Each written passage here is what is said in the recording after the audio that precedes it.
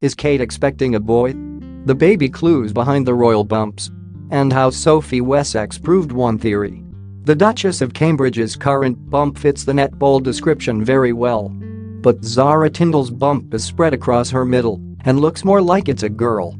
Sophie Wessex had girl-shaped bump with daughter and a boy-shaped with son. Kate's was low and seemed to poke out of her Catherine Walker coat, while Zara's seemed to be spread widthways across her middle. We are speaking, of course, about the baby bumps of the Duchess of Cambridge and Zara Tindall, on glorious display at the Easter service at St. George's Chapel in Windsor on Sunday. Indeed, no one had eyes for anything except the two bumps, each different in shape, but equally eye-catching. Observers could not help but compare the two. But what is fascinating is what the shape of the bumps can signify. Can we tell the sex of a baby from this? And why is it some bumps barely show, while others proclaim themselves so loudly?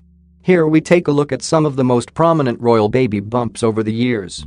A netball's a boy, a wide bump's a girl. Is Kate expecting a boy?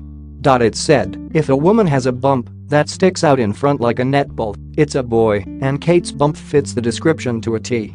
This could be because boys are, on average, larger when they're born than girls, and therefore the bump may be slightly more pronounced. Shape on top can also be a predictor. Women carrying girls develop larger breasts during pregnancy than women carrying boys. Their bust increases by an average of 8 centimeters compared with 3 centimeters, as male fetuses require more energy from their mother, causing her to grow less. There's another reason Kate might be more likely to be having a boy, because William has a brother.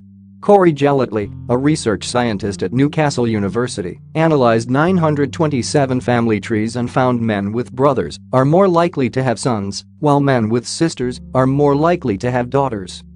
This pattern is found in men, but not in women. Zara, on the other hand, is displaying all the telltale signs of a woman who is carrying a girl.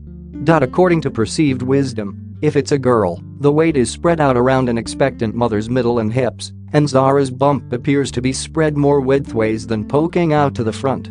Pictured here on Sunday, Zara, who is believed to be around 6 months pregnant, has a similar bump to when she was carrying her daughter, Mia, in 2013, below. This theory also works with Sophie Wessex, who displayed the classic girl bump at 8 months pregnant with her daughter, Lady Louise, in October 2003, her bump full and white across her waist and hips. 7 months pregnant with James, Viscount Severn, in October 2007, Sophie's bump is the rounder, netball shape. Sizes that show if it's number 1, 2, or 3. Kate is due to give birth within the next few weeks, and, while you would expect her bump to be big, it does seem larger than the bumps of her previous pregnancies at the same stage. Research has shown that a woman's bump is considerably smaller for her first baby than subsequent pregnancies. That's because when a woman becomes pregnant, her levels of the female hormone progesterone increase. This causes bloating and may make the stomach swell before the womb itself has increased in size. In second and third pregnancies, this happens more quickly, and the bump gets bigger. Kate's bump with Prince George, her first child, born in 2013, was smaller and neater. Also, a swelling uterus causes abdominal muscles and ligaments to stretch, and though these constrict again after the birth, they will never regain their pre-pregnancy tautness. When she was carrying Charlotte, the bump was slightly bigger, and her third bump is bigger still. This does not necessarily mean she is carrying a big baby, however. The bump of a 10-pound baby can look smaller than that of a 6-pound baby, depending on the shape of the mother's body, says Sarah Fox, policy advisor at the Royal College of Midwives. And what snapping back fast means. There wasn't the pressure back in the 80s for new mothers to shrink back into shape as soon as they had given birth. Attending a service of commemoration at St. Paul's Cathedral for the Falklands War in July 1982, a month after giving birth to William, Diana is happy to show off a delightful post-baby tummy, even highlighting it with a belt.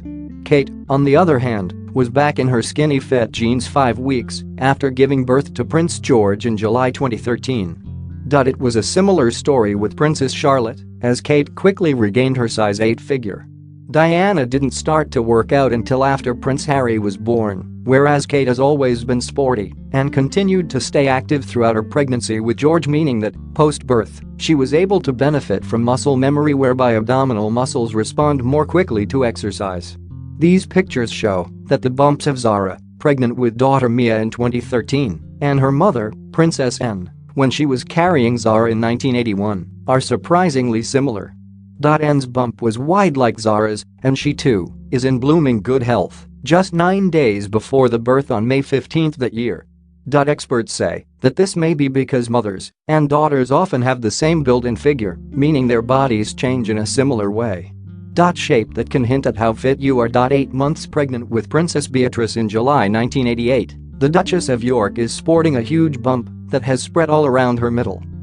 Yet Beatrice was not a large baby, weighing 6 pounds 12 ounces at birth. Experts say a woman who is in good physical shape, with a toned, taut tummy, will have a neater bump. That's because the stomach muscles hold it in place. Fergie's constant up and down battle with her weight has been well documented over the years, and in her first pregnancy she was comfort eating, hence the large bump.